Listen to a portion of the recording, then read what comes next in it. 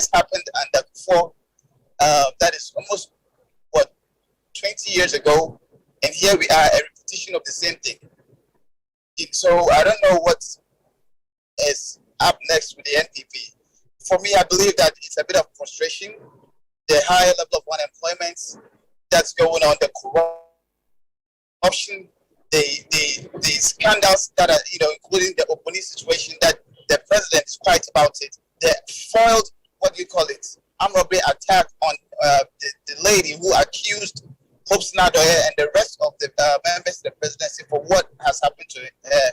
I believe that this is one of the decoy things that the NPP administration is trying to do, and it's very pathetic. I think that they have to bow their head in shame. This is unexpected and, total nonsense. You call it a decoy, as in a distraction, sort of? Of course, that's what it is. Sena, they know what they are doing is wrong. They know what they are doing is wrong, and they know that their back is on the wall. They are facing the heat for their incompetence, for them not being trustworthy to the people. How much can you lie? How much can you steal? How much can you take the people for a ride? It gets to a point where, you go around in circles and reality set in, and now they're facing reality, and they don't know how to handle it. Because they were not sincere, they came for a different purpose to enrich themselves. Now that the people are seeking accountability, now that the people are saying that fix the country, now that the people are telling you that, look, you are not worthy of a president. You don't deserve to be in the administration. You don't deserve to earn our tax money. They are finding ways and means just to remain relevant. And this is what they are doing. Bravado, abuse of office. That's all they are doing. That Obroni's situation is, I believe, what is kicking in so badly that they have to find a way to neutralize it. And that's what they are doing. That's how I see it. And thank you, Arnold. Sam, I don't know if you agree with Arnold. Good afternoon, Sena. Good afternoon to you, by the way. And I hope you're well. Good afternoon in the United States. And Riley, Arnold is on point. You see, I have said this time and time again, and if you are a good student of this government in the NADO, you will know that from time and time again, when there's a huge scandal, whether being accused of having extra girlfriend, or raising taxes, or going to illegally borrow money, and it becoming issue in the public sphere, Nanado has a way of doing something to overshadow those crises that he faces. And I called him, this is a politician that has never been seen in the history of Ghana politics. Nanado is a different type. He's always thinking of plan B. How can you arrest a parliamentarian without a warrant? Even you can arrest a normal Ghanaian with no public position without a warrant. How much more a parliamentarian?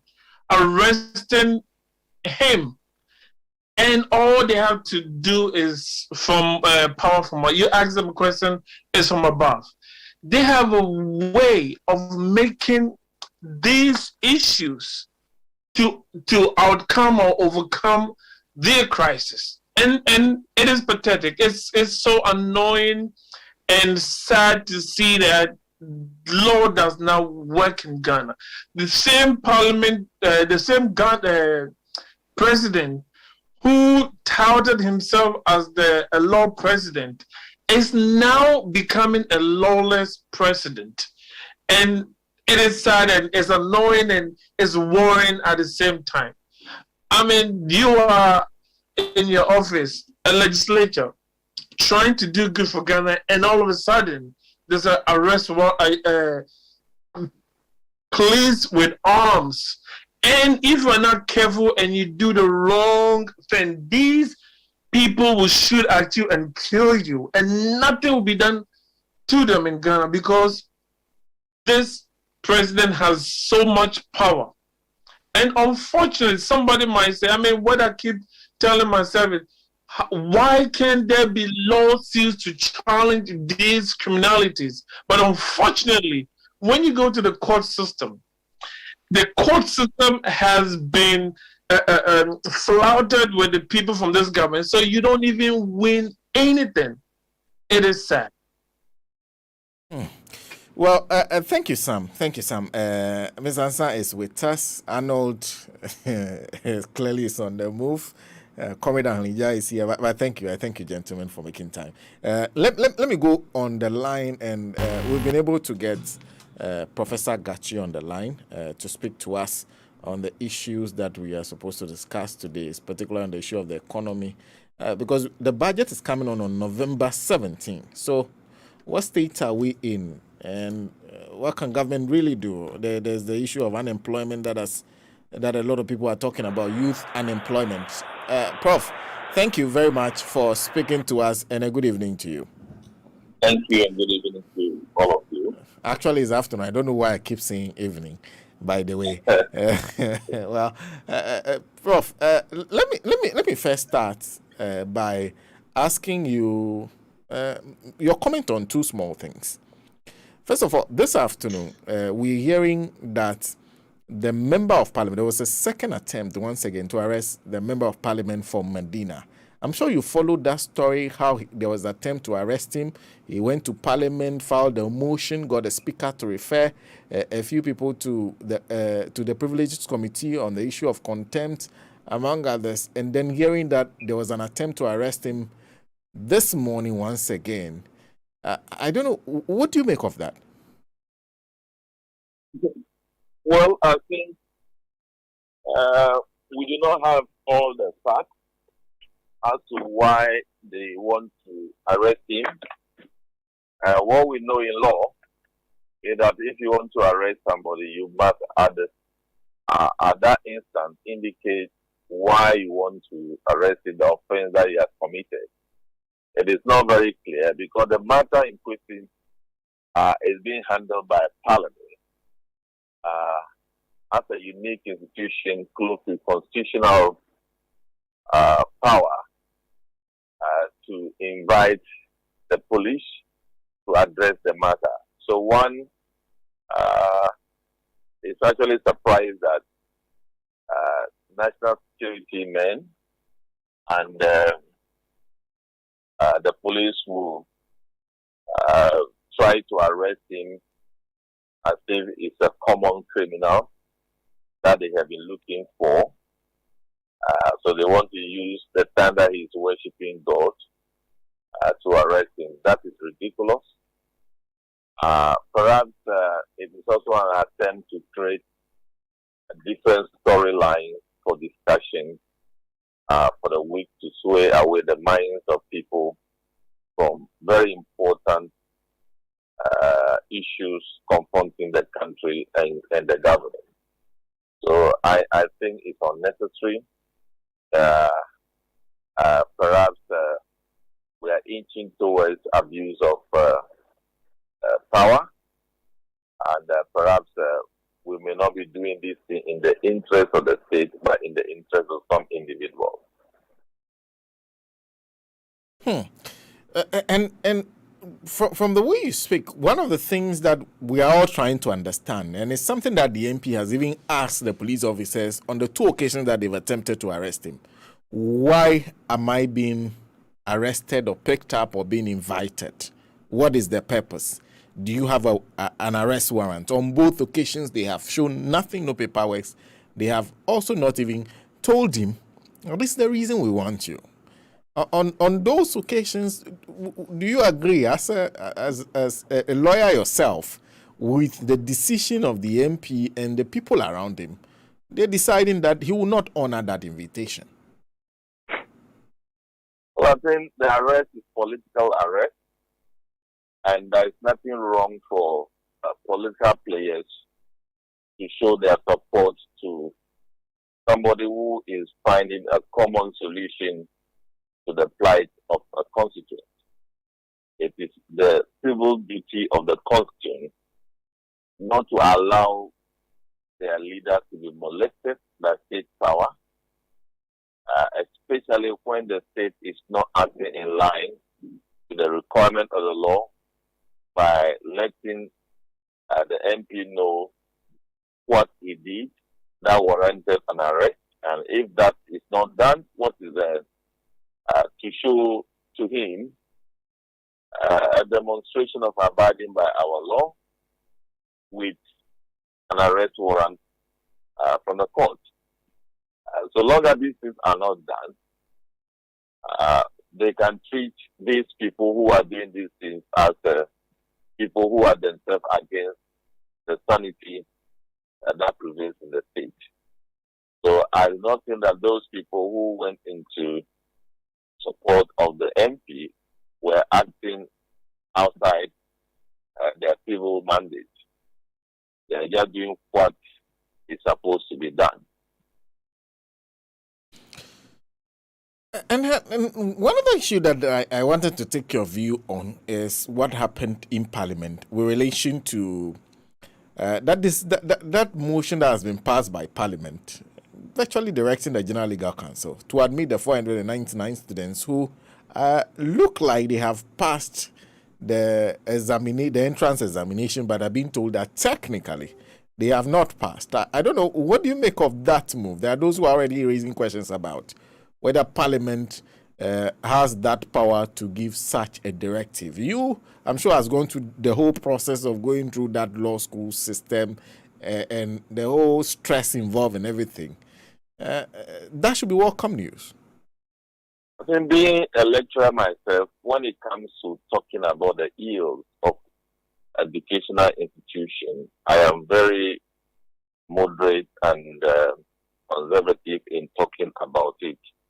My belief is that we have gotten to a point that we need to open up and help the law school put in place the structures that resonate with good management of an institution. I have the benefit of being a lecturer before going to the law school. I know how an educational institution is supposed to be managed. I know what I saw there.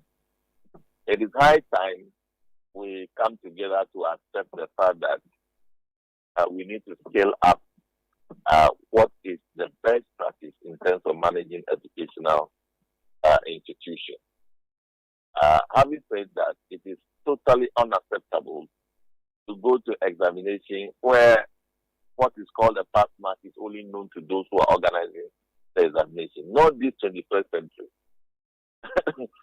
So for you to go through exams and you pick some people, when they question, you come out to say that, even though you pass on the face of it, you didn't pass. The pass mark and what is pass must be defined before people apply and enter into the exam hall. If that is not done, then it means that the change that we expect from the law school is not being done. And we need to come together to accept the fact that there is a need to look at whether the way the law school is being managed, it is administratively how an educational institution is supposed to be managed. Don't forget that because the school trains lawyers and makes the school so different from educational institution. It's a school, and there is a standard laid down as to how educational institutions are supposed to be managed. And this is what I think we should be pointing at. If we want to indicate as to whether the law, whether Parliament has the power to direct or not, I think Parliament is only trying to indicate to the law school that, look, you are not following your standard. Go back and follow the standard. And for me, it's as simple as that. So it's not as to whether the Parliament has the power or not. It is, so from first principle, it is totally wrong to go to an exam without knowing what the pass mark is, and what makes you pass. That is wrong, and that should not be happening in a law school. Well, I think this may be a matter that we can explore a bit further, because there are several legs, even people talking about the fact that In this kind of circumstance, what is open to the students is taking it to, I think the General Legal Council decision should go to the Court of Appeal or the Supreme Court. And if you go, you meet the same people who made the decision anyway. So how do you win the case? You have even lost from the beginning before you even get there. Let's move on to the discussion on the economy. Budget November 17th. I'm sure by this time, the economic management team has a clear idea where they stand currently. What do you think is the biggest concern for those who are putting together the budget now? Or should be the biggest concern? Well, I think I wouldn't try to rank the concerns. I would like to indicate where the pitfalls are. So, one, the fiscal management is chaotic. We are engaged in all the things that we're engaged in prior to HIPIT. Fiscal prudence is difficult to come by. We have engaged in what we call fiscal dominance, where in our debt management we turn our attention to borrowing more beyond the legal requirements from the central bank to finance government activities. That is so huge. That exposes the fiscal management of the country. I believe you heard the Bank of Ghana governor for the first time openly chastise the fiscal management of the country because it is undermining monetary policy engagement. So the fiscal management is an issue. The debt is so high, and the only thing, the low-hanging fruit before the government is to borrow more. So that makes it precarious. Then the next thing is how to convince people that you have any blueprint in dealing with the unemployment situation. Because the 2021 budget we are talking about, it is touted to be a budget that is addressing unemployment for the young people. But the achievement and even implementation is zero. So how are you going to put a document together to convince Ghanaians that you have what it takes to deal with unemployment? Definitely no, especially when the finance minister, the former senior minister, and I even read one communicator today, says that because some job seekers have iPhones, that disqualifies them to be looking for jobs. So it means that there's confusion in the minds of the managers of the economy as to how they can deal with unemployment situation. Of course, we have been told that unemployment and unemployed associations, graduate unemployed associations have been dealt with, etc. But we wake up to the reality that we're only deceiving ourselves. So that is a huge area. Of course, putting something together is easy, but how to convince us that in the face of all the failures, especially in 2021 budget, to address unemployment, we have any iota of confidence in whatever is going to be told us that would be the way to deal with unemployment. Of course, we are very close to the budget period before certain statements are being made. It means that those statements were the solutions that the managers of the economy have found. Number one, fall on entrepreneurship. Entrepreneurship is not about waking up and go to tomatoes farm and pick tomatoes. Entrepreneurship is a huge problem on its own.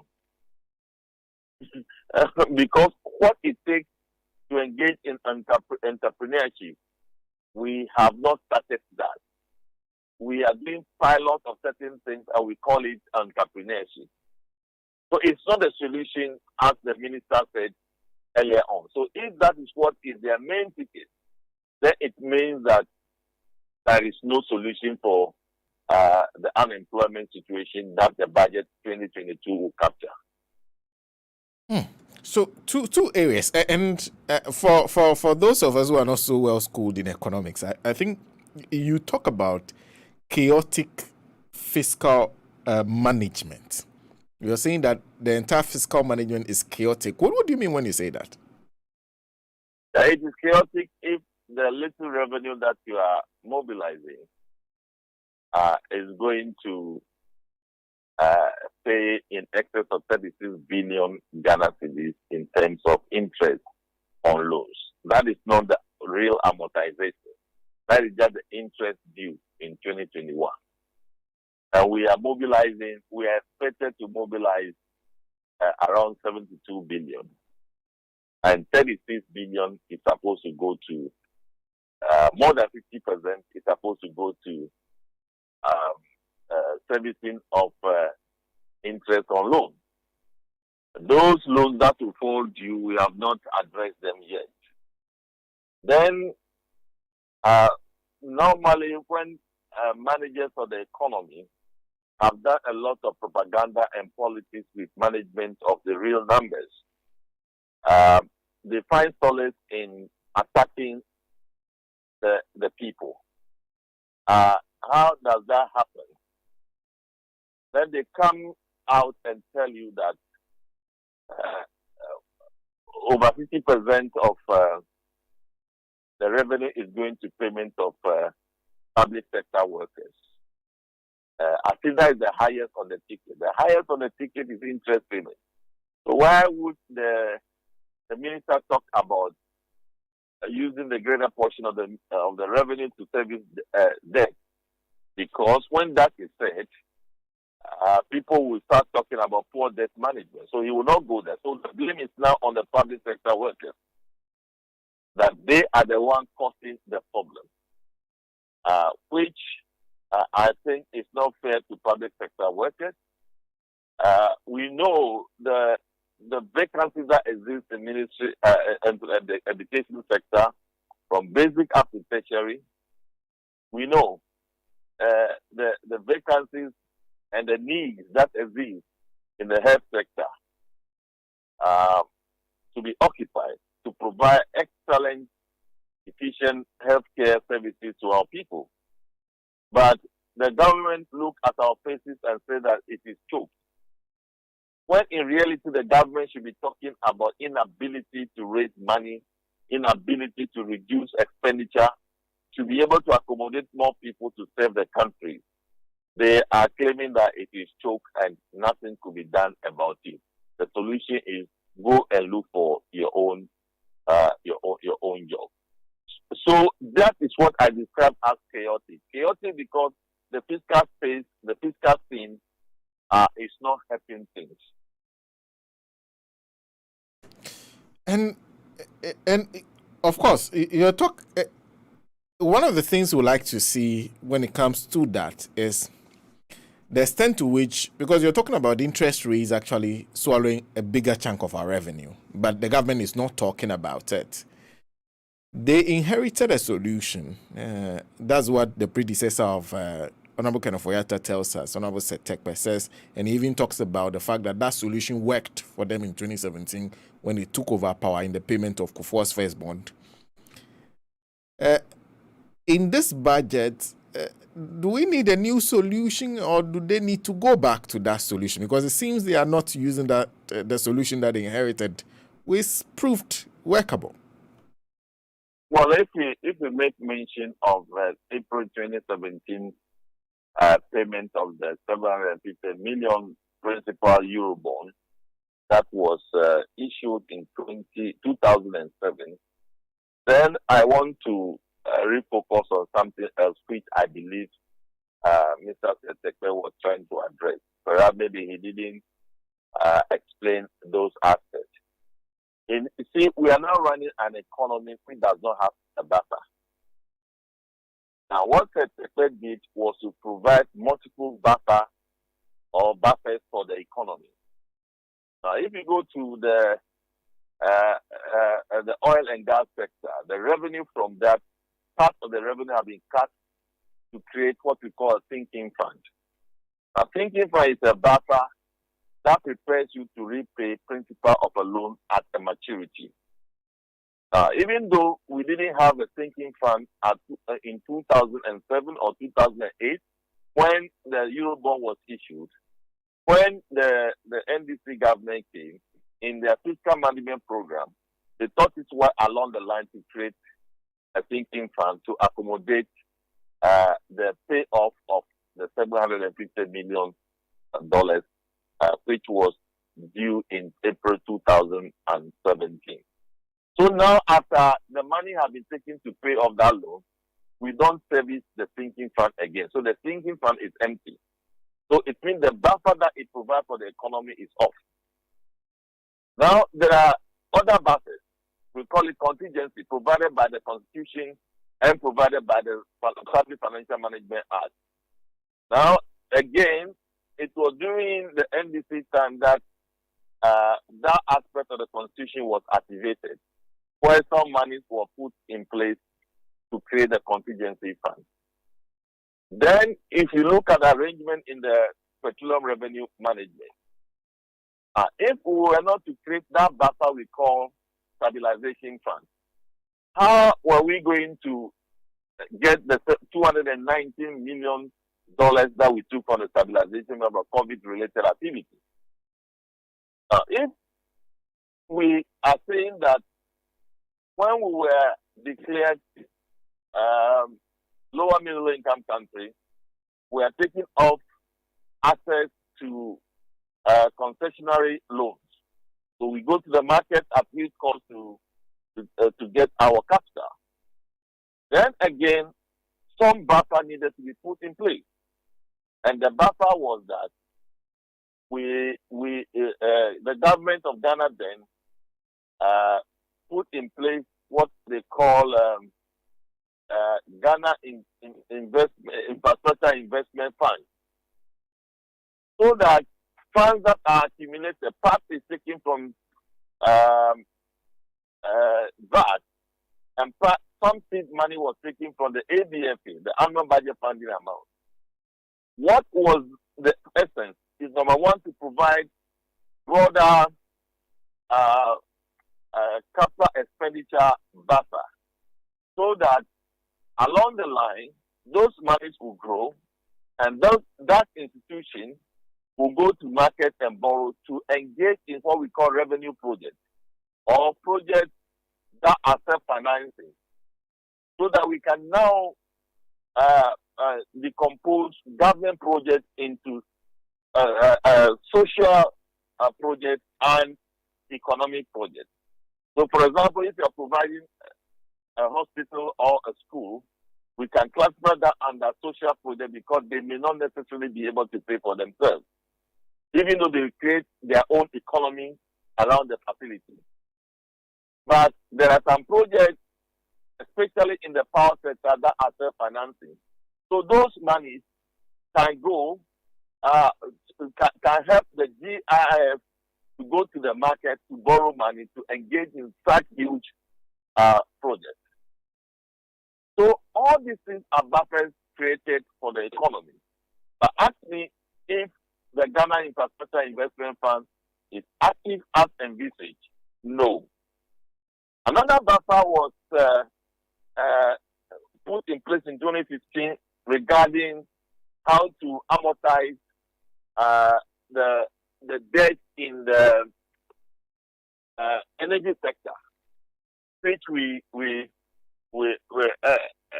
which was actually being managed in such a way that it will grow and it will be used as a multi-purpose fund, serve as a buffer, and then serve as a fund that will deal with the energy sector debt, and at the same time serve as a solution to the banking sector crisis.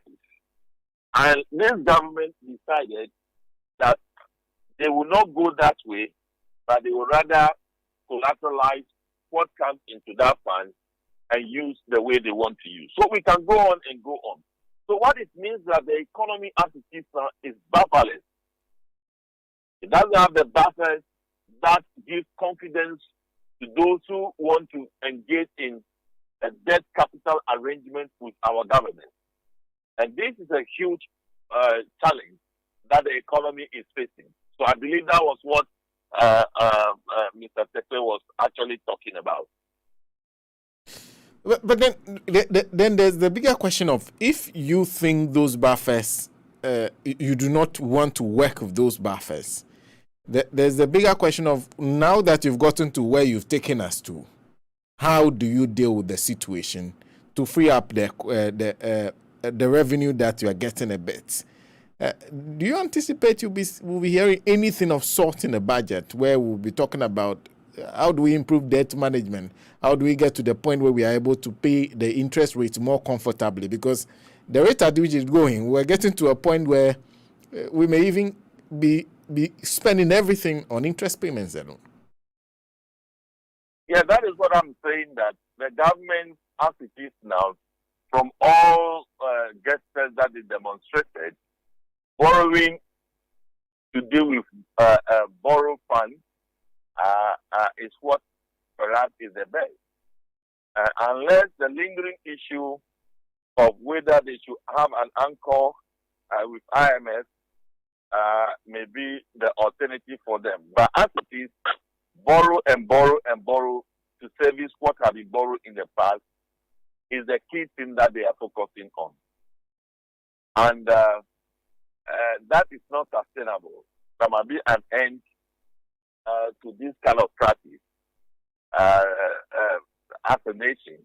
But I believe they have been caught up in a very strong web, and they are finding it very difficult to come out from it. You see, when we are talking about debt, sometimes we need to be crying.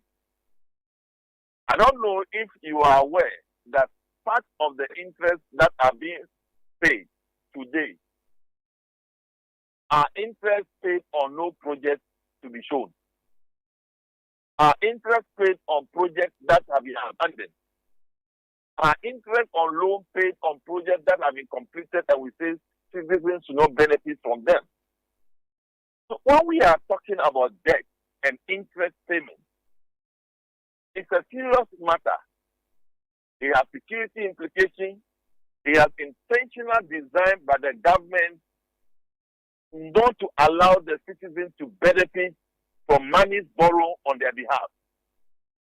It has many dimensions. Oh, we have seen videos of people going to e-blogs, going to hospitals that have been put up. Which hospitals have been put up without borrowing? All of them have been put up by borrow funds. And what the government is saying is that we are ready to pay interest on those debts, but we are not ready to allow the citizens to benefit from those facilities. So it's a serious matter. And linked to that is what you said about the vacancies in the education sector, in the health sector, because those facilities, once they are open, they create opportunities for young people who currently don't have those opportunities, who are being told that go and do entrepreneurship and don't think about public sector jobs. So clearly, is that an indication to us? Do you think it's an indication to us that we won't be hearing anything particular on jobs, any blueprint aside, entrepreneurship is the way to go? Because that's what the finance minister has said ahead of the budget. No, the finance minister will say that they are creating entrepreneurs fund for young people. So you mentioned a big amount of money and nothing will go into it. And I'm saying this because nobody would trust whatever will be said about entrepreneurship, because they just have the clue as to how to deal with these matters. Nobody stand up and put up entrepreneurial teams to employ thousands upon thousands of people, of graduates. It doesn't happen like that. It's a strategic program that you roll out over a period of time. So now that you have deceived people with NAPCO, they exited NAPCO, so they fall into the unemployment group again. In addition to, now it's as if NAFO is not even working. You see. So it's not the solution. But he will come and mention some big amount of fund that they are creating for the young people to benefit from, which will never come. How can a government who is not able to open one e-block because they claim money will be able to put millions of dollars together to create entrepreneurial funds? And who told you that entrepreneurship is a percentage engagement? It's a probabilistic engagement.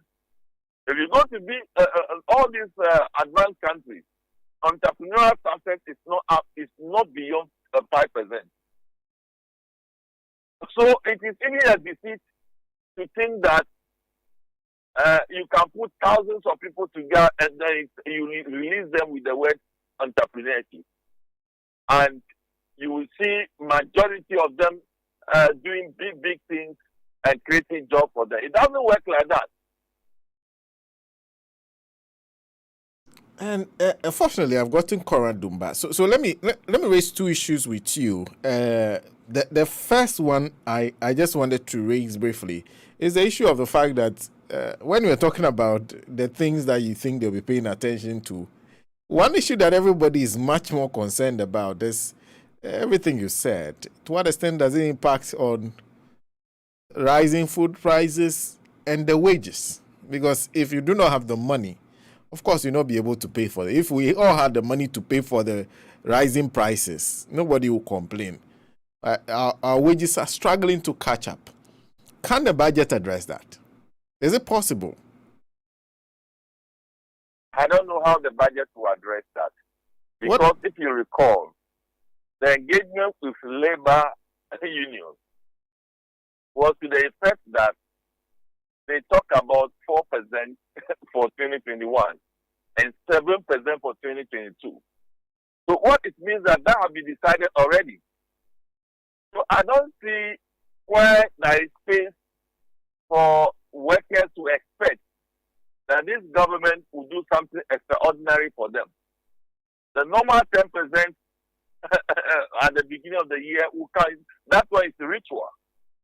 But the concrete thing that labor unions will have to decide or negotiate with government and parties and be decided on 7% next year. 7%. And if nothing will change at all, maybe they will want to show weaken the labor unions by announcing in the budget that they will provide something that when you compute it will be equal to 1% added to the 7%, 8%. That's all. That's all. And this is very precarious because the private sector look at what happens in the wage list of the public sector as a benchmark. So what it means is that the 650,000 people you're talking about in the public sector, of course, that might have also included the Article 71 office holders, right? What we are trying to say is that private sector too should not increase salaries. Private sector should not pay attention to the plight of their workers. So the situation will be hardship across board. And the other issue is that one other place where, in fact, I think it was the NDC caucus in Parliament that held a press conference this week.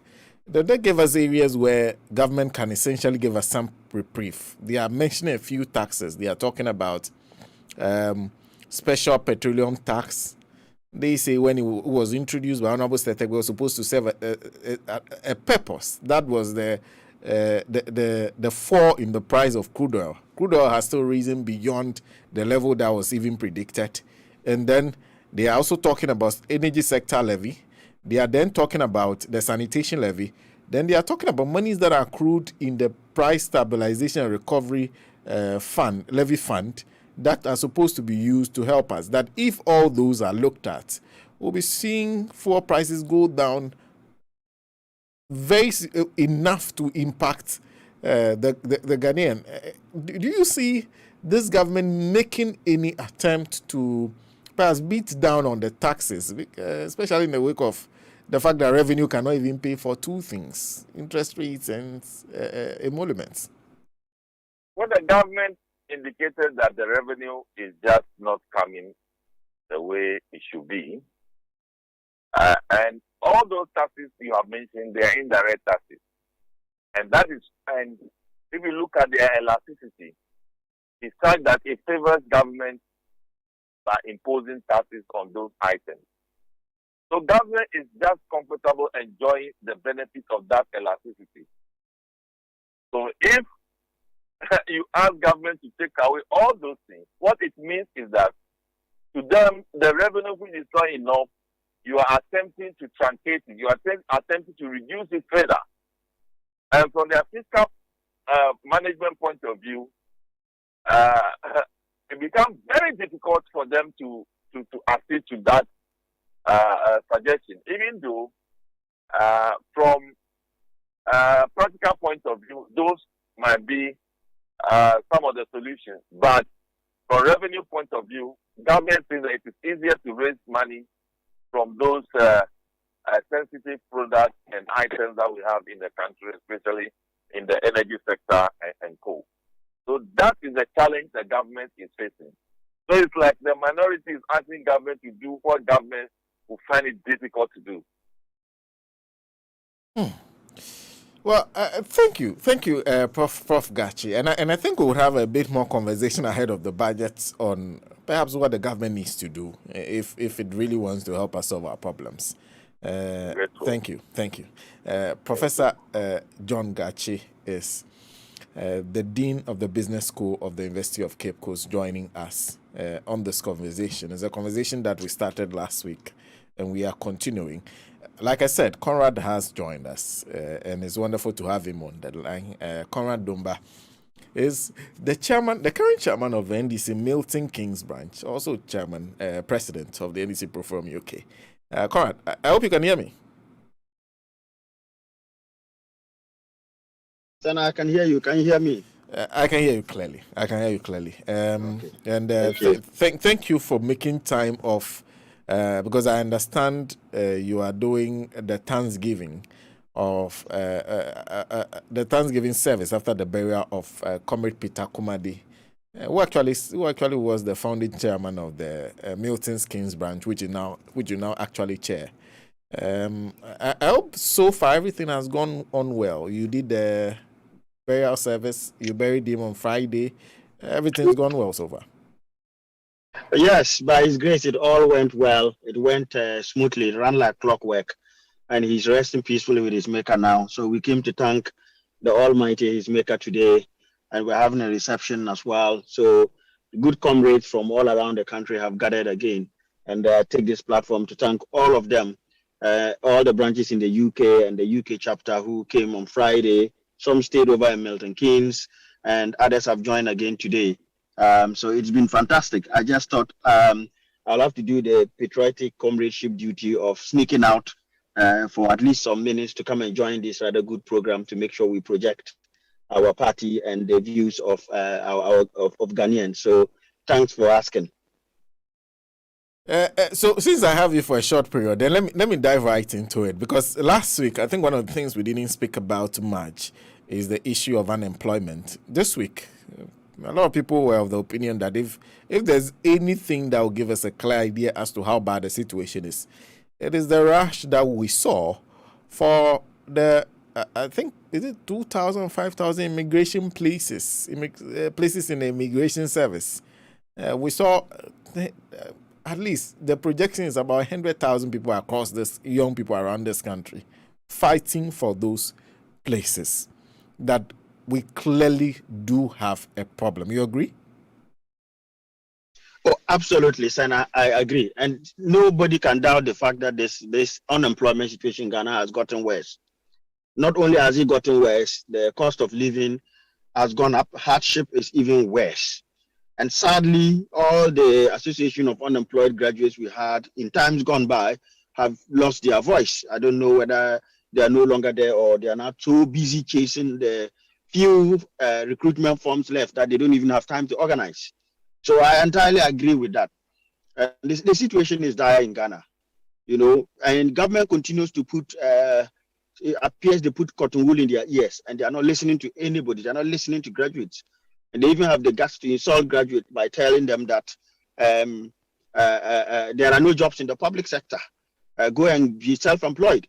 Interestingly, we didn't see Osafo for getting his sons to be self-employed.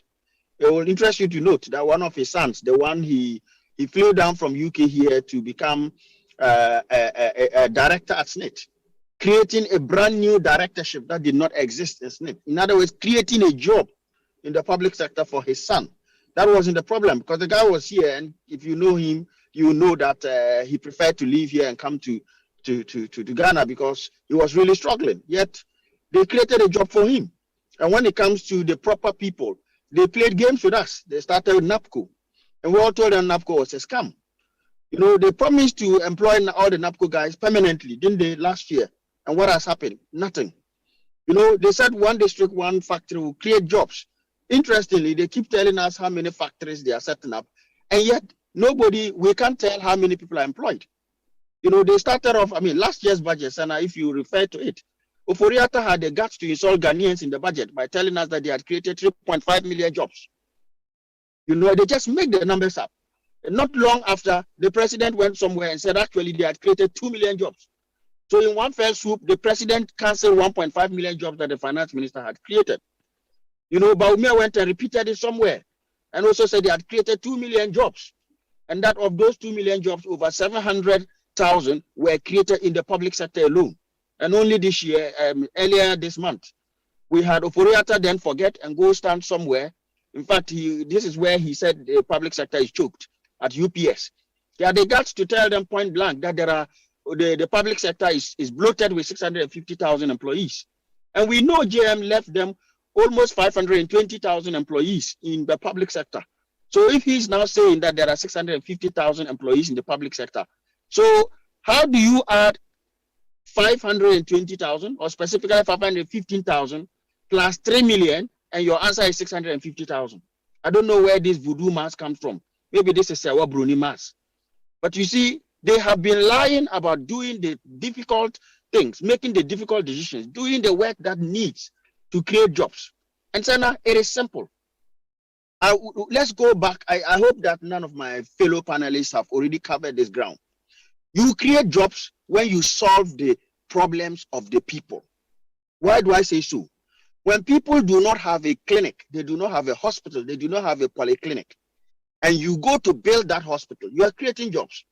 Sena, let us say that in my village hasn't got a hospital. Let me take my region, Upper West region. We had one regional hospital.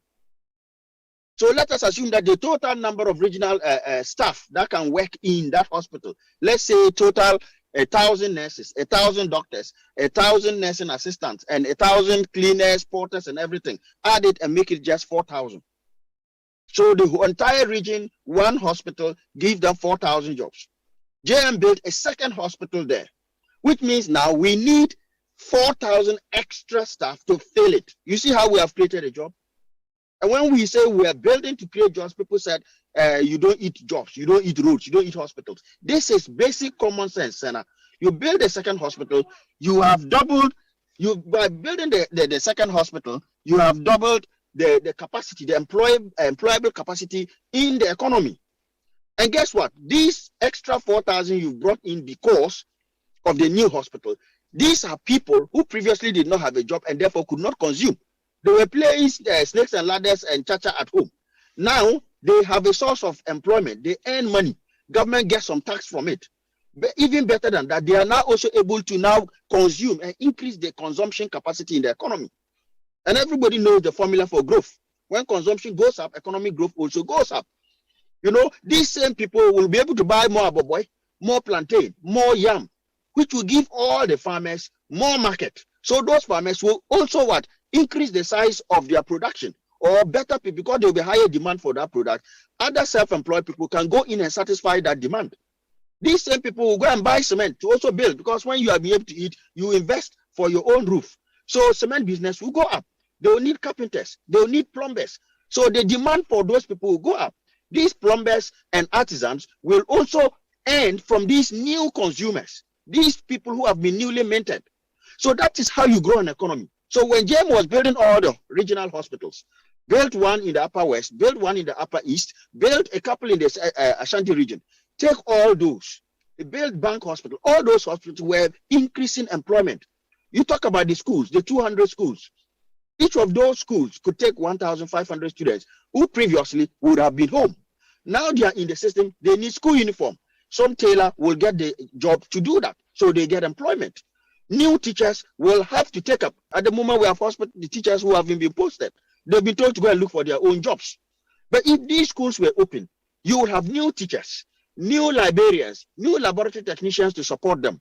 You will have new porters, new cleaners. That is how you grow an economy. And that's why in Keynesian economics, you know, according to the Keynesian economist, the simplest way is the state using its massive purchasing power to invest in infrastructure development, which will create jobs at the point you are building. Because when you are building, you need masons, you need carpenters, you need iron rods, you need steel. So you will buy from others, and you'll have artisans who will earn money when they are building. When the building is done, whether it's a hospital, it's a school, it's a railway, the people occupying it will suddenly also be paid. The teachers, the nurses, the doctors. This is how you create jobs. And the reason we are in this crisis is that this government has only paid lip service to what? Employment, solving the employment issue. The NDC always built for jobs. The NDC always developed the country for jobs. But these guys came with a lot of Sakawa promises. They have spent a lot of money on one village, one dam. Almost all their dams have been washed away. They don't talk about it again. They have spent a lot of money on ambulances, most of which are now parked at various garages. No maintenance. They are now carrying cement, as we can see. They have spent a lot of money giving money to existing private businesses. You go to the Dako farm that has been there since the kingdom come, give them money and call it one district, one factory. We expected new factories, because that's what they said. And if you had those new factories, state-backed factories like Commander Sugar Factory, that could have employed over 1,500 people. They shut it down, $35 million facility.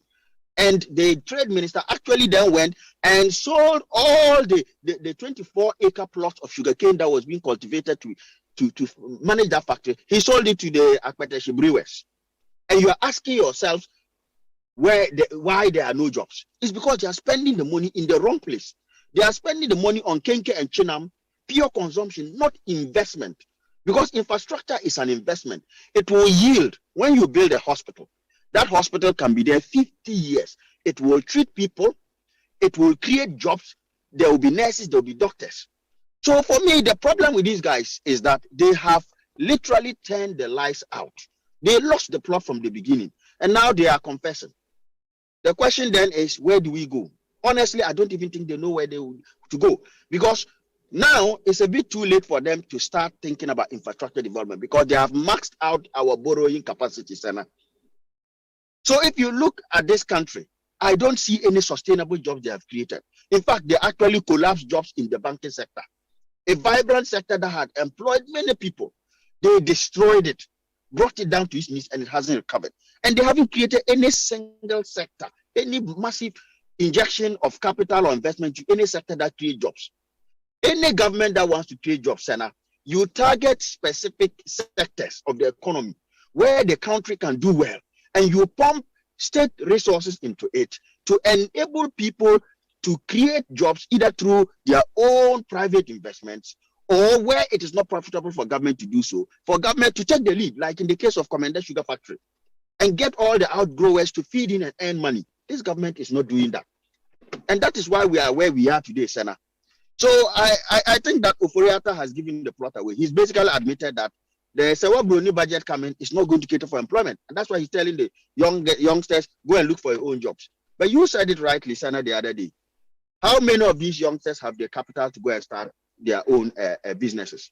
Even if you go and start your own businesses, the economy is not doing well. People are not, you are taxing them, so the disposable income is very low. So if you go and start your own business, there is not a lot of market for it. So that is the problem we are facing, Sena. I think that this government, we are in deep trouble. Month 10 out of 48, and they have already thrown in the towel. What are we going to do, Sena? And this seems so simple and straightforward. You, after saying all this, you then say that at this point, it looks like they can't even change course. They can't get back to the point where, oh, we'll complete this E-block, employ the people that we need to employ, we'll complete this hospital, put in the people we need to put in. That will be difficult for them. So now, the reason I say it's difficult, you know, I always quote this famous one in such situations. Jesus said it is easier for what a rich man to pass through the eye of a needle than to go to the kingdom of heaven, because they will not change the attitude. The problem is they are too arrogant to even admit that they have made a mistake. And anybody who doesn't eat humble pie to then admit they have made a mistake and roll back, you do not expect that they will be prepared to change. A classic example is what the chief of Aflawo said to Nanado. The school is 90% complete. All you need is furniture and students can come into it. You will get new teachers. The teachers sitting at home with no jobs. What was the president's response? He should go and do it if he wants to do it. So if these guys are really penitent, they will take a sober look at themselves. They will put their hands up and say, I surrender, that we have messed up. They will do their mea culpa, open up all the schools that have been locked up, open up all the hospitals that have been locked up. Look at University of Ghana Medical Center. Even after we made so much noise, they've opened it in all but name. It's not fully functional. There are hospitals locked up when nurses are home and need places. When patients, Kolebu is filled to the brim, and yet you've locked these hospitals, which could create a lot of jobs. And that is why I'm saying the guys, they've got to a point where it's almost like a point of no return. You need a new government who is prepared to do this. These guys are too arrogant to admit they messed it up. If they are prepared to come this budget, Sena, and let us mark it on the wall, they will make it a point within a month to open up all locked up facilities, be they schools, be they hospitals, wherever they are. Complete them if they are not complete in the next year. Most of them are done. But they will not, Sena, because we know them. Like the late President Rawlings said, this particular elephant changes its name, but it will never change. They won't change until they've crashed this bus. The question is, even if they say, even if they take a second look at the situation and say, why not complete all the E-blocks, complete all the hospitals that were started? One, they need to find money to complete them.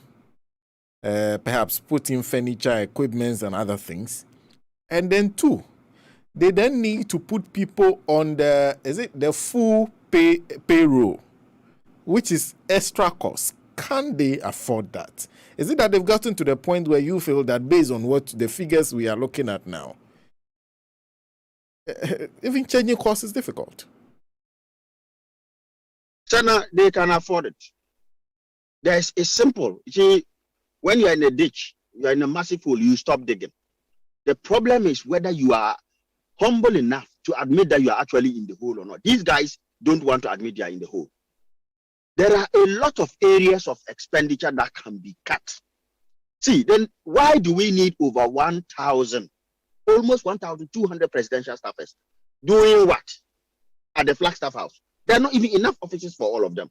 And all these guys have got V8s. They are drawing fuel from the state, free of charge, fuel coupons. They've got massive allowances. And of course, these are the ones who are coordinating all the Sakawa in the economy because they've got nothing to do. They've been given a tag. Clear all those. You can have it to 500 and the rest of that money can complete a number of E-blocks. That is simple.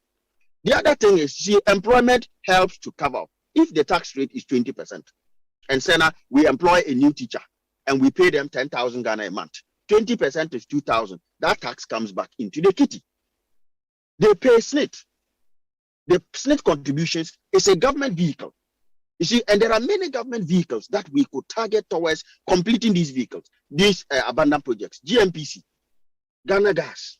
What is happening is that those projects, they are rather donating money to Rebecca Foundation, donating money to Bawumia's wife, Pancake Foundation, and all those things. When they could target these monies, if we are prepared to get into austerity measures, things will turn around very, very, very quickly. See, when the NDC inherited a very challenged economy with a debt-saddled economy by Kufuor, it didn't take the NDC long to turn around. We took over in 2009. Within 3 years, we were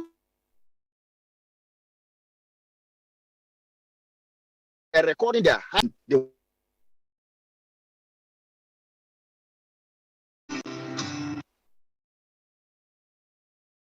It's because, Sena, I hope you can hear me. Yes, I can hear you now. I lost you there for a moment. We were humble enough. Yes, we were humble enough to do the right things. Cut corruption. Corruption is the biggest thing. We lose $3 billion every single year to corruption. $3 billion. What could that do for schools? What could that do for hospitals? So, Sena, I believe it is possible. That is if we develop the heart to be prepared to do it. Well, Conrad, I guess I have to leave you to go back. But before you do, I just want your quick thoughts because you are the chairman of the Milton Keynes branch of the NDC. I think just a few about an hour ago, I had a conversation with an aide to the member of parliament from Medina. I don't know if you have heard that news of a second attempt to arrest him. This time around by people who were clothed in mufti and were fully armed. Yes, and I heard it, and it was sad news. You see, when the economy is in crisis, the country is now in a downward spiral. They want to distract by giving us something else to talk about. We should resist that temptation. What is the essence of going to arrest a member of parliament for simply expressing their views on the street, even if they have not secured a police permit? Why on a Sunday? Have they bolted from the country? They are always in parliament. You know their house. Why do you try this Chikata tactic? You know they did it to Chikata. Kufuor tried it on Chikata. You go to church and try to arrest it. This is inferior communist tactics. And clearly, what they are trying to do, Sena, is to divert our attention away from the core issues at stake. The president's promiscuity and poor judgment in the Sewa Bruni case, and this messed up economy that is on its knees. They want to distract us from talking about it and want us to start talking about the MP. Let us resist that temptation. But I ask all our NDC parliamentarians, they should stand solidly behind Honorable Sosu and make sure that these guys know that Ghana is a democracy and not a dictatorship under Akufo-Addo. Thank you, Conrad. And once again, our condolences to the Milton Keynes branch of the NDC and, of course, the family of Peter Kumadi. Thank you for making time, Conrad. Thank you very much, Sena. Yeah. Conrad Dumba joined us briefly. I guess he'll be taking leave of us now. Is at the Thanksgiving service and also a reception for Peter Kumadi, who was the founding chairman of the NDC in Milton Keynes. If you're just joining us, the NDC Pro Forum please, if you join us, it's very, very important. If you're on Facebook, please like what you're watching and share the feed. So like what you're watching and share the video as many times as you can. And also, if you're watching us via YouTube, please just like the video. Like it. Very, very important. Like the video you're watching. Thank you all for joining us. I wanted to read a few messages because I have some answer and Kwame Richard Anlinja with me. I will go and take their thoughts on a lot of the things we are discussing pretty shortly. But before I do that, let me just acknowledge a few messages. Peter Emisa says good afternoon to us. And greetings to all Ghanaians listening to you around the world and Ajivon family in Ghana. Peter, good morning. Always wonderful to see you. You see, Abubakar Sani says good afternoon to us. May God bless you. The MPP are doing that to divert the attention of the Ghanaian of the case of Sewa Bruni. Husseini Ushan is saying good afternoon. We are being ruled by a lawless lawyer who cares not about our security in the country. Ibrahim Ahmed joins us. Baba Idris Usalu, they want to divert attention from the Ashawo president. Mohammed Awal Usman, thank you. And Nia is also joining us. So where is the rule of law under this so-called lawyer? Peter Nate says this lawlessness can only take place in a banana republic such as Ghana. Very pathetic. Bala Isa, Abubakar Sani, your matter is 100% true. Sewa Bruni is the movie of the week. They want to divert the attention from they want to divert the media's attention. Seidu Shaibu is joining us. The security men are very lucky it is not the days of Madina Big Adams. And mention some name Alam P, Cargo, Sampana, and Susanna Foster and Co. Very sad for Ghana, you say. Salifu Wuzero is joining us. Lovelace Hugumbum says, hi, Sana. Is all the Sawabroni diversional? Useless, Nana. No, you say. Peter Knight says, if the so-called national security personnel claim they had order from above, then the IGP must be summoned to the Privileges Committee to answer questions. Muhammad Abdullah Mba, President Kufuor is a lawless president. He doesn't care about the Ghanaian, you say. And also, Casa Prince says, Bank of Ghana is requesting from all banks to submit all money in their dormant account to the Bank of Ghana. I have seen that directive. And unfortunately, I don't know if I have enough time to go through it and maybe put it into a bit of context. Like Johnson says, the people need job, not lawyers. What's the good job they have done in Ghana? Like Johnson, even opening up a space for more lawyers is creating jobs. So as for that one, is all linked. I think that if you open up the space for more lawyers, a lot more people with LLBs can become lawyers and find themselves and will be appropriately employed. Alima Sadia says, all old man lawyers must go and let the young ones come. Governor Aglomoti, thank you. Raymond Abiu says, in fact, in a resolution to impeach a Kufuor, you say. Greg Johnson says, okay, I hear you. Abdul Rakib Tamim says, why can't the government build more law schools? Dennis Ngabila is also watching us from Tamale. Elise Fiagbenya says, okay, I think you are seeing that now. Kwaflet says the president is synchronized with sleeping on duty. A good evening to you, Kwaflet. Rosanna Tugbe, thank you. Peter Nati is doing the listening. I hear you. Mohamed Abashi Lamimo is also joining us. Thank you all for joining us this evening. So let me bring in two people. I think Sam, I had already introduced Sam and Sir. So Sam, let me come back to you on this issue. We were just discussing with the issue of the economy. I think the major focus this week, a lot of people are paying attention to that. That without employment, basically you have no income to use to buy the expensive foods that we are seeing nowadays. So a lot of young people are essentially unable to afford the basics. I don't know whether you think the government's proposal is the best way to go, because the only thing we've heard from Finance Minister is all of you become entrepreneurs. That's the best way to go. Thank you, Sena. And again, let me greet everybody once more. You see, we were in this country and in Ghana when Vice President Baulaya told us that a lazy government is a government that borrows more, right? And then I'm gonna use what happened here and equate to what Overiata is saying. Sena, in 2018, 2019, 2020, there was a huge economic crisis.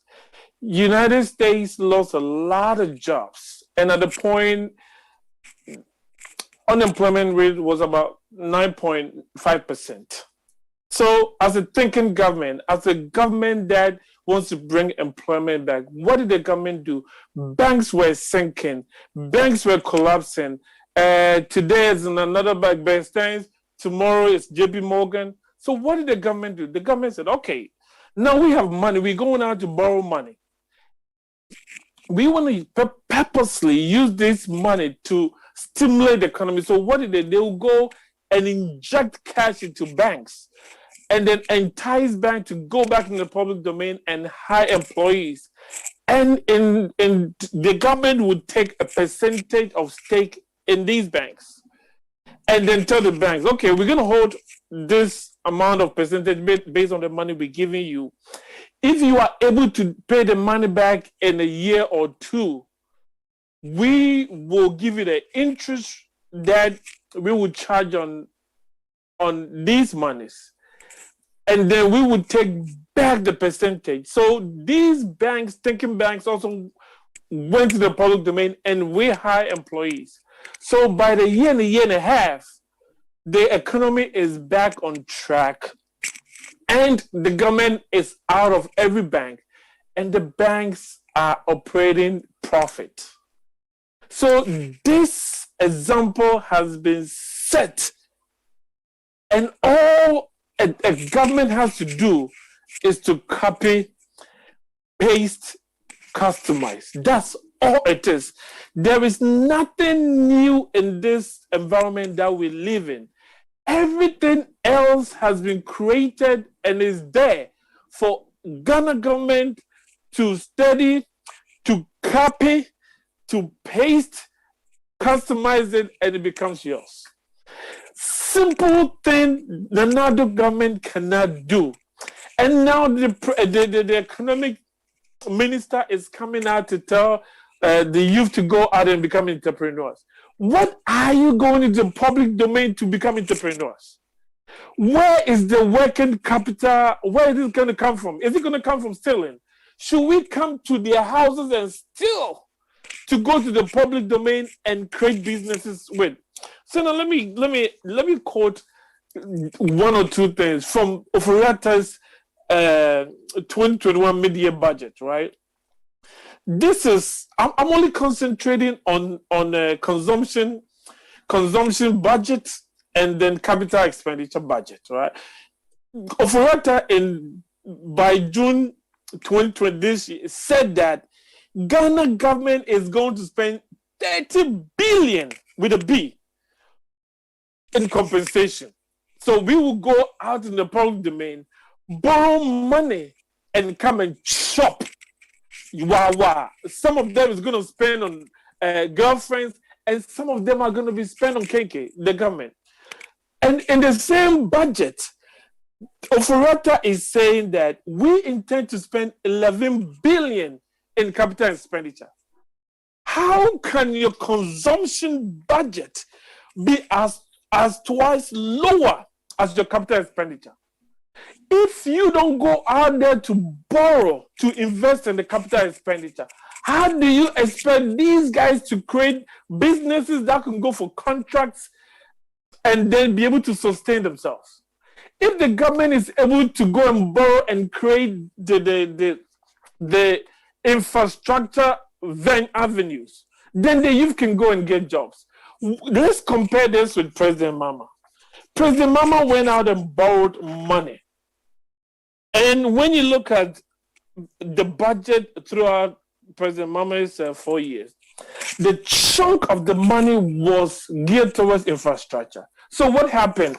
You saw them going to the world borrow money to create jobs and to create infrastructure for KJTR, for Rich Hospital, for schools, so many things. So the youth came out in their numbers and they were able to get jobs. That is how a government creates the opportunities for the youth to embrace. You don't go out to the public domain to borrow, and most of your borrowing will be for chop. So now I have said many times that borrowing can be good only if you can use it wisely. We go out to the public domain and you create the investment route in the form of investing in infrastructure, so that the infrastructure will become an investment back to the company, back to the Ghana, and it will create more revenue. But not this government. Let me quote what JP Morgan audit in September 2020 said. Ghana government, as we stand, we are generating 36.2 billion in revenue. But what are we doing? Ghana government is spending 71.3 billion. How can a government like this sustain? Sena, let me use your home as an example. You go to Radio Gold, and you and your wife, you bring in let's say 1,000 cedis to you and your wife, and then you tell your wife, hey honey, I'm spending, we have 1,000 cedis, but I intend to spend 5,000. How can you sustain? How can you pay your rent, Sena? How can you take care of your kids? The same thing as Ghana government. So if you can't take care of your kids, what do? You create issues That's what Ghana government is doing right now. They've created so much issues to the extent that they cannot solve it. So now they have to do the lip service, come to the public domain, and then tell the youth to go and create your own jobs. And then if these young ones are now robbing you, I wish that the young ones would go and rob them, not ordinary Ghanaians, and then use that money to create the jobs. Ghana is becoming a banana republic. And what saddens me is that government is continuous. NDC is about sitting around the corner to come to power. And I feel so bad for President Mama, who's taking over from Nanado 2024. What is he going to do with this much borrowing? Sena, let me quote the Joy News. Joy News just this July 24th said that Ghana's debt has significantly ballooned to 332 billion cedis. So President Mama comes to government for 2024 and takes over 332 billion. How is he going to run the economy? It is Ghana is at a stage where we all have to be really, really careful who takes it, because this government do not care anymore. A government that has borrowed so much money and has not even built one school. A government that has borrowed so much money and has not even built one hospital. How can a government like this, a country like this, sustain next year and next year and next year? And no doubt, I just came back from Ghana a few months ago, and it was so sad to see the youth of Ghana struggling. They are begging like their lives depend on begging. They are living lives with begging. And how can the future of a country become beggars like the way the youth of Ghana are becoming? It is sad, Sena. And if we do not do things proper, and I subscribe to Conrad's austerity measures, Ghana, we have to sit back and cut down on a lot. He suggested that first of all, staff should be cut ASAP. In addition, most of the staff that has gone into government should be cut ASAP. That's the only way we can bring back Ghana to where it belongs when Mama left it. If we do not go on this tangent, we are suffering. Look at the youth. Look at how the youth are struggling in Ghana. If we don't come back and fix Ghana and get rid of this president, it looks like it's gotten to a point that another don't care anymore. Because look at it. A chief goes out in the public domain and said, please come and open the school so that these kids will be educated. And look at the arrogance that was shown, all because a chief is begging to come and open an infrastructure that has been put there by President Mama. This president do not care. And it saddens me to see the kind of parliament that we have cannot impeach the president, because in this part of our world, a president who's borrows this much would have been impeached long time ago. A president who goes out and makes Sewa Bruni the focus of running government would have been impeached ASAP. The government that goes out and create so much issues in Ghana would have been gone long time ago. So, Sena, I subscribe to Conrad's austerity measures. If we can do that, I don't see where Ghana is going. Comrade, thank you, Sam. Comrade, what's your own thought on it? Comrade Ahlinja, thank you, Mr. Ansah. Comrade Ahlinja, what do you make of it? The proposal from Conrad is that if you watch the expenditure you make even at the presidency alone, it will allow you more space to be able to do the basics that will create employment for people. You agree? Absolutely, Sena. I think it is like a family. You know, I am a father of the household. I have a wife. I have children, and so it's the basic thing that everybody does in their basic life of managing their own economy from their pocket. So if you realize that you are not generating the income or you are stuck regarding additional revenue coming into your pocket, the basic thing is to cut down on your expenditure. So when we relate that to the presidency and for the executive, you realize that you don't have any money coming anywhere in spite of the numerous taxes that you are imposed on the other citizen. You're still not able to manage yourself from your pocket. The best thing is for you to cut down on the overhang of employees that are a burden on yourself and for that matter, on the financial purse of the country. Redundancy at the presidency, these tax who have been employed as national security at the presidency and are deployed not for any good purpose, but to go and beat up and intimidate and kill people, ordinary citizens who are trying to fend for themselves. I thought that those heavy muzzled bodybuilders who are hanging on over there could have been deployed into the farms. Production, and for the matter, agri production or food production would be the best way to manage ourselves at this time. The catch crops and then the cash crops.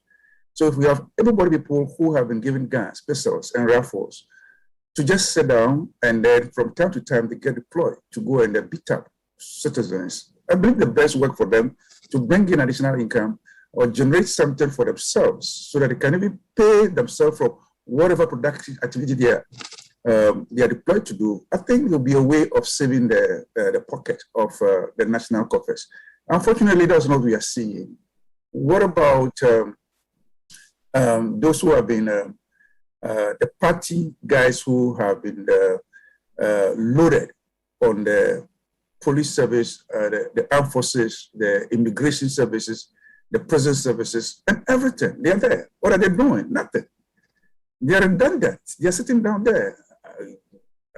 I understand you could find about 15, 18 people sitting at a kiosk somewhere, maybe at a border as immigration officers, and they are doing nothing.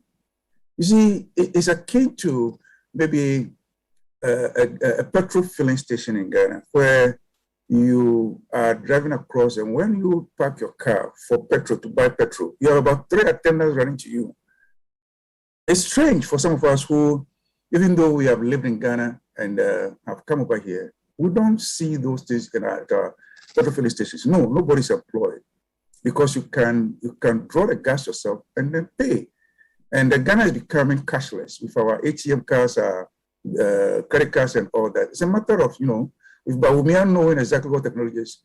It's about helping the filling stations, to put a point of purchase, that is, put the meters over there so that you only swipe your ATM card through the machine and you pay and then draw your petrol. If you're buying 10 Ghana cedis, you just swap your card and then get a 10 card. That's the way to save money, even by the ordinary or the private entrepreneur. And for that matter, you generate more income for government to, get some more money from those private entrepreneurs who are in the gas stations and other places. Unfortunately, we are deceiving ourselves by saying that we want to employ. Look at the immigration recruitment or enlistment recently. How are they going to employ all those people? How many do they want to employ? It's a deception. When we borrow to even take care of what we have on hand right now, because our loan servicing, just interest alone, plus emoluments and compensations and salaries and all that, maxes out all our revenue. So if the president needs to even fly by jet, it does that on borrowed money. So how do you come and deceive the youth, the Ghanaians that come and line up at Elbak Stadium or somewhere in Kumasi and line up, and they will check your bodies and run through the whole day under the Scottish sun, promising them that you're going to employ them. How many are you going to employ? Where is the money going to come from to pay them? Nothing.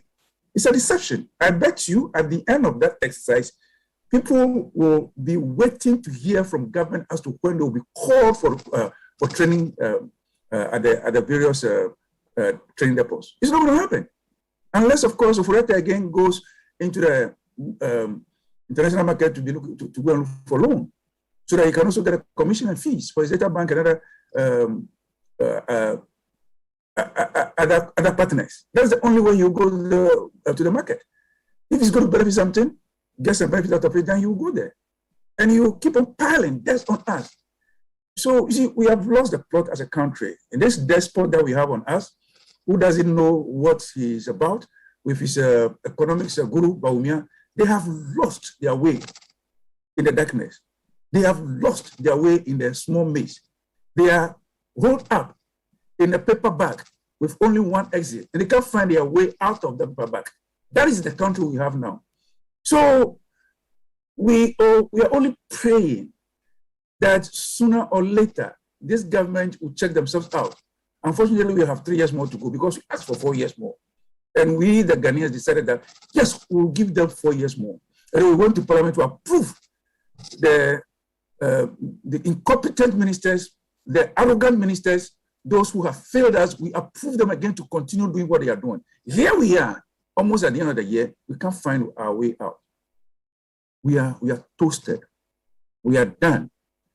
So how are we going to turn around our economy? Look at America. I don't want to compare the US to Ghana in any way. But at least the basics are being done. And every country, in fact, Ghana especially, could have done a similar thing by the stimulus package. How do you call it? I mean, some kind of relief for families. In the US today, if you have children under 6 years, who are under 6 years, every month you earn, government gives you a relief of $300 per month. So if you have 3 children, you are taking about $900 a month.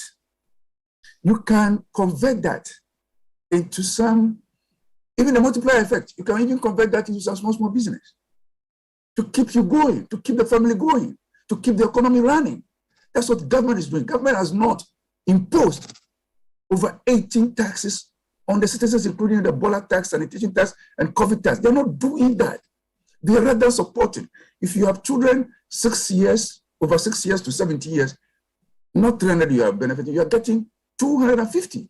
So you can see the family, about 40 million households are benefiting from the economy just to keep themselves, their souls and their spirits together at home, to feel free and go about their works that they are doing. You understand? So that is what we have to do. Can't we? Ghana, we can do something similar.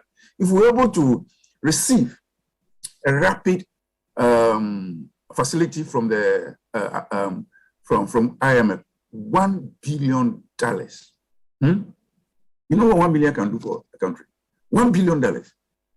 COVID time. We went to IMF. We picked about over 100 million. We went to the Bank of Ghana. We picked over 10,000 or 10 million something cities. We accessed the stabilization fund. We did all. And then again, we also set up under former Chief Justice. We set up some COVID relief donation of individuals into a certain coffers. We made some money. If we had used those monies properly, rather than buying or cooking jollof rice or dry rice with some chicken and a cinnamon and distributing at certain communities at parks and lorry stations, it will save us money to be given to families to help them keep themselves together. And some of them who are selling, the traders, the informal sector, if they had gotten those stimulus packages, maybe 1,000 Ghana cedis or 500 Ghana cedis to some orange seller or to some ice water seller or to somebody who is selling gari or somebody who is frying bullfoot, that could have helped those households to continue doing their small businesses. We didn't do that. The politicians, Akufo-Addo and his partner, decided to use those monies for their politics and share the rest. and came to Parliament to account for about $54 million being spent on the monies that we collected. They have not even accounted for all this COVID money. And we are sitting down imposing more taxes on us. And we have lost and flying ourselves through chartered jets, promising people about we're going to build hospitals from 88 hospitals to 111 hospitals. We have not started anything anywhere. Private companies are trying to get themselves together in their businesses, their local factories, and then we go and paint it and add our names to it and say it's a one district, one factory. It is not true. Deceiving everybody in the country. And we are not holding them to tax. Look at the airport. You go and outsource all that to a foreign company that we don't know about, some Frontier Health Services, and they are there charging foreigners who arrive over there and also check out. $150 per person. Do you know the number of people who arrive in Ghana a day? And for that matter, 3 months and then 1 year? Can you imagine the amount of money we are making from the airport? By this obnoxious things that we are doing in the country, Ghanaians who are holding Ghanaian passports are paying $50 on arrival. So no wonder we got some computation or calculation of the monies. They got about $60 million series through the airport within 9 months. How much did the government get? Only 1 million out of the 60 million. These are thieves. They are running the country bankrupt. And like Answer said, look, if you look beyond now, this regime into the 2025, we have a long way to go.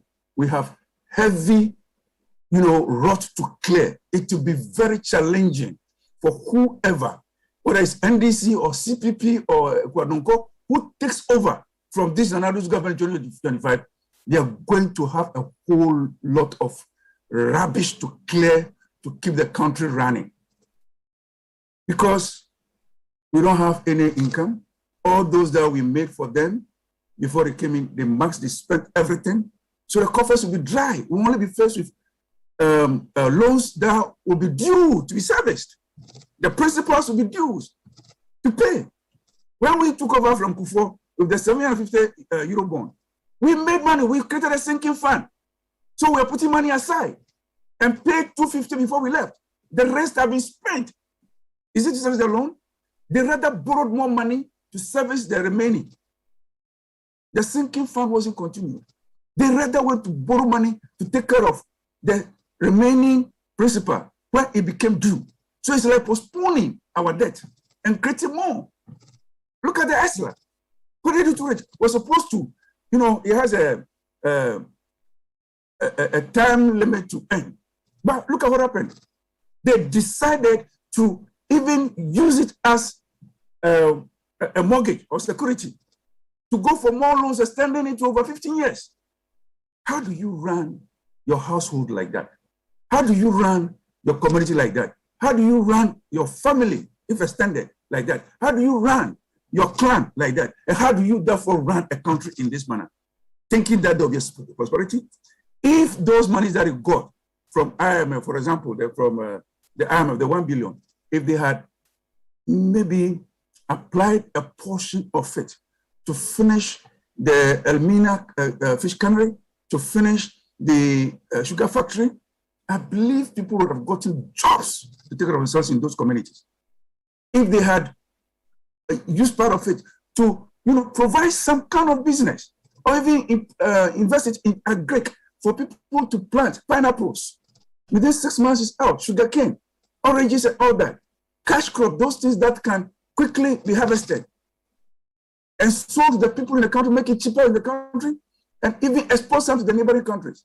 We will be engaging in some economic from the agric level, and at least, in spite of COVID, food is staple. We must eat. Food is necessary. So people are eating all the time. People are eating kenke. The kenke prices will not go up if we were investing some of that money in farming to harvest corn and maize, staples, rice, and all that. I believe those food items wouldn't be increased, but we left all that, rather shared the money, invested so much in politics, did all that we need to do just to keep us in government.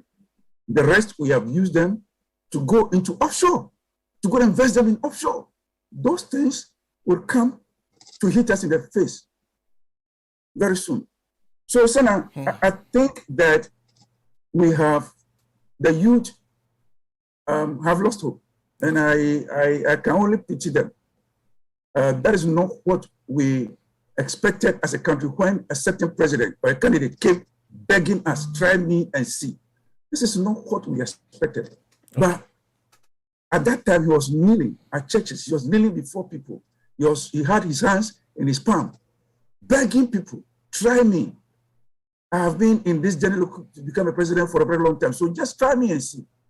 Some people decided to have sympathy on him. But like Michelle Obama said, you see, being a president actually reveals the person that you are.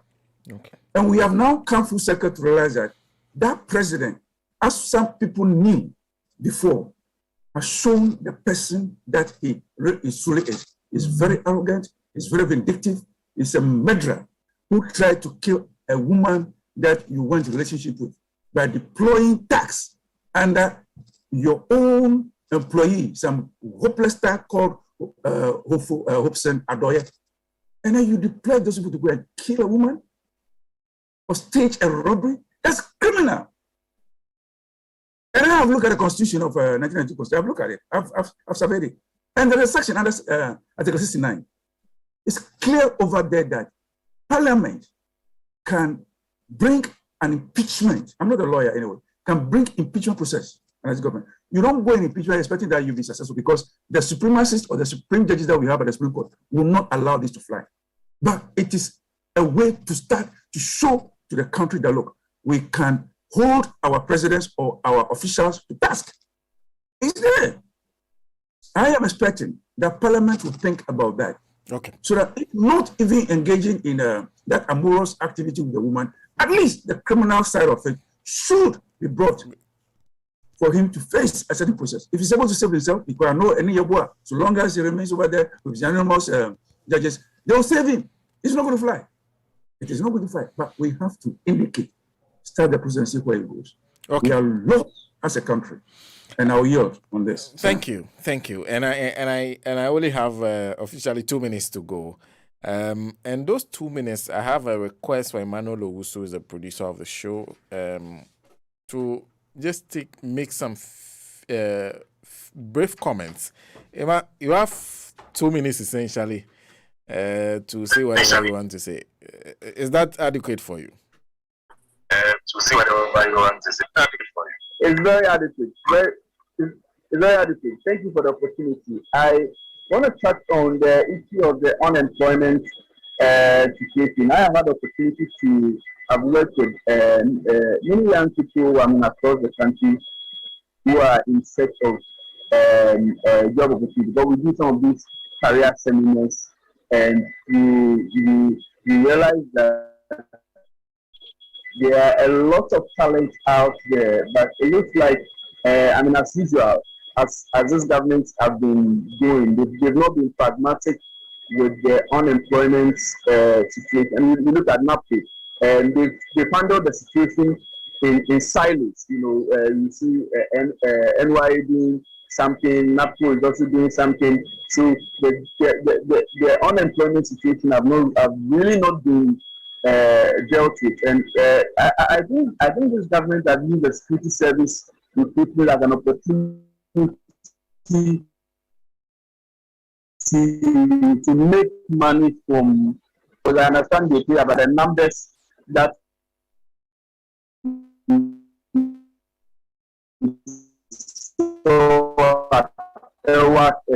and a few other places. So creating jobs, rather in themselves. Look at the space that's available for these young people to get opportunity to get into the force. Very few space. So why would you want to create such a system instead of now the finance minister is telling these young people to be on to get into entrepreneurship. And I'll tell you that I've had the opportunity to work with some of these small scale businesses because of the work we do as business development people. And you realize that the issue of access to credit. Now, many of these young people who are doing their business normally will fall on this what do you call it, small scale banks. I mean, the savings and loans, and they're like, now these institutions are no more.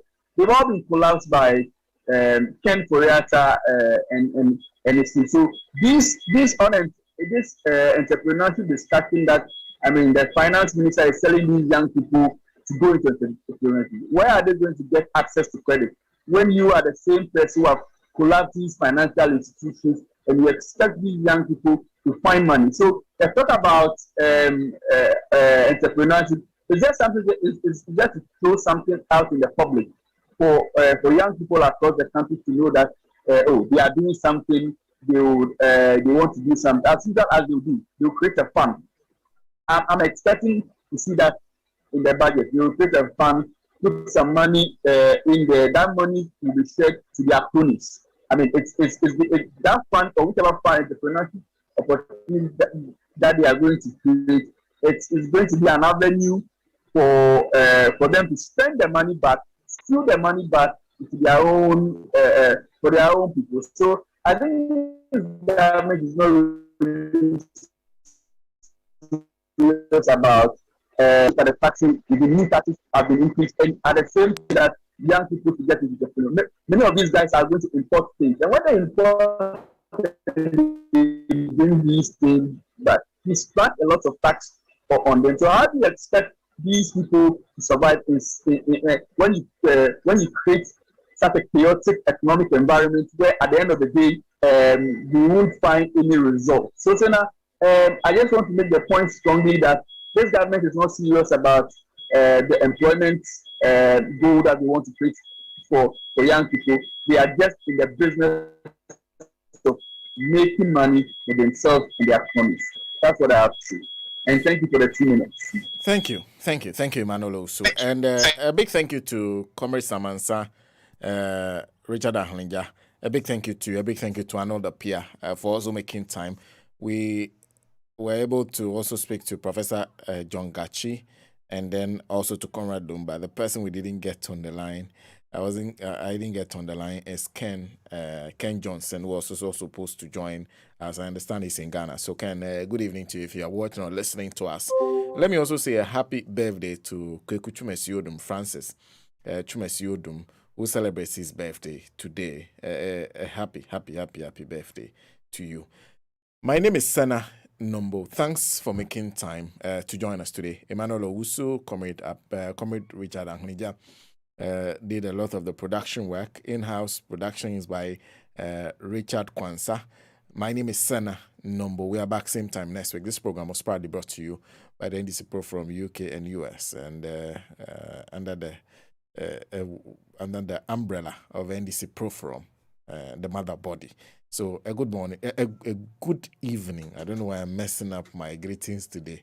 A good evening to two people, to Dr. Jehu Apia and also to Ambassador Sam Piale.